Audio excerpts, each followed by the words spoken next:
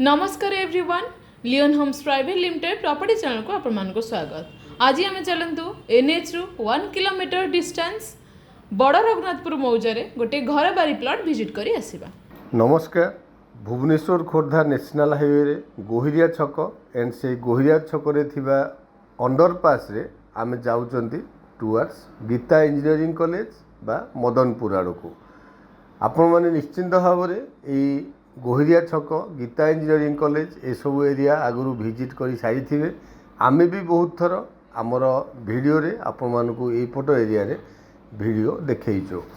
ये जो रोड आम जाऊँगी ये रोड टी बीडीए रो सीडीपी मैप रे 200 फीट रो एक्सटेंशन रोड शो करुच्ची।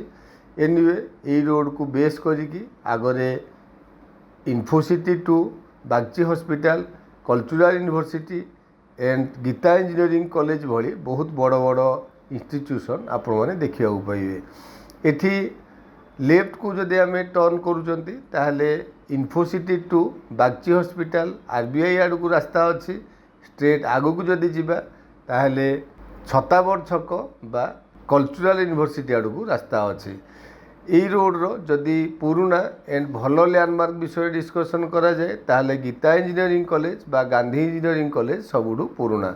एबे आमे मदनपुर छक रे आसी पहुँची गले। लेफ्ट हैंड साइड रे रहिला मदनपुर रो शिव टेम्पल एंड तार ऑपोजिट रे आमे जीवा राइट हैंड साइड को।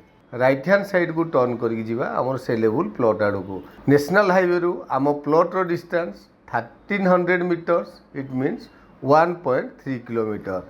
आपण मैंने देखंतु ये रोड रो डेवलपमेंट एंड ये एरिया रो डेवलपमेंट डेफिनेटली बहुत अधिक बिकॉज ये एरिया रो इंस्टीट्यूशन भी बहुत अधिक। एनिवे इथि लेफ्ट हैंड साइड रे रहिला मदनपुर रो स्कूल एंड से स्कूल रु देखंतु दीटी रोड आमे जीवा राइट हैंड साइड रोड रे। गीता इंजीनियरिंग कॉलेज रोड रु आम प्लॉट रो distance only 400 metres it means it's a walkable distance. आपण मैंने देखु ये ऑलरेडी रोड रो कंस्ट्रक्शन काम कंप्लीट हो जाइए एंड एरिया रे बहुत गुड़ाए बिल्डिंग बा कंस्ट्रक्शन कंप्लीट हो जाइए एंड फैमिली माने भी ये ऑक्युपाइड। ये एरिया रे बिल्डर माने बहुत आगु प्लॉटिंग करके जाई छाड़ी एंड देखंतु से प्लॉटिंग रे बहुत गुड़ाए कंस्ट्रक्शन भी कंप्लीट हो सारी। आपण मैंने लेफ्ट हैंड साइड रे मार्क करंतु गोटे ग्रीन कलर घर एंड राइट हैंड साइड रे गोटे 4 स्टोरेज बिल्डिंग। आमर डेस्टिनेटेड प्लॉट से ग्रीन कलर घर पाखरे ही अच्छी बट रोड रो एक्सेस रहिला ए 4 स्टोरेज बिल्डिंग रो परे।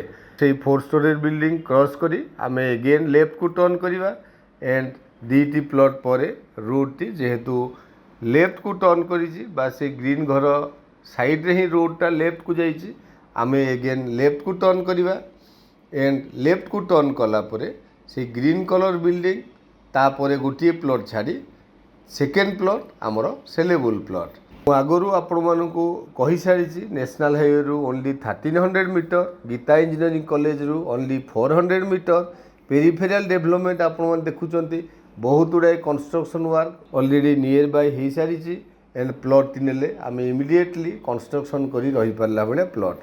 सो डेफिनेटली प्लॉट टी आपण पसंद आसो। Thank you. लोकेशन टी विजिट कले यही लोकेशन सहित आपण माने पूर्वरु परिचित लैंड एरिया एठी हमरो 2350 स्क्वायर फीट रो प्लॉट टी हमरो नॉर्थ फेसिंग 20 फीट रोड को टच होइछि। फ्रंटेज को मार्क करंतु 50 फीट रो फ्रंटेज घर बारी येलो जोन प्लॉट। आ देरी न करी आपण माने लोकेशन टी को तुरंत विजिट करंतु। प्राइस हेउछि पर स्क्वायर फीट 2900 रुपीस। चैनल को सब्सक्राइब करने सहित वीडियो को लाइक शेयर कमेंट करने को जमारो भूलिबेनी। Thank you.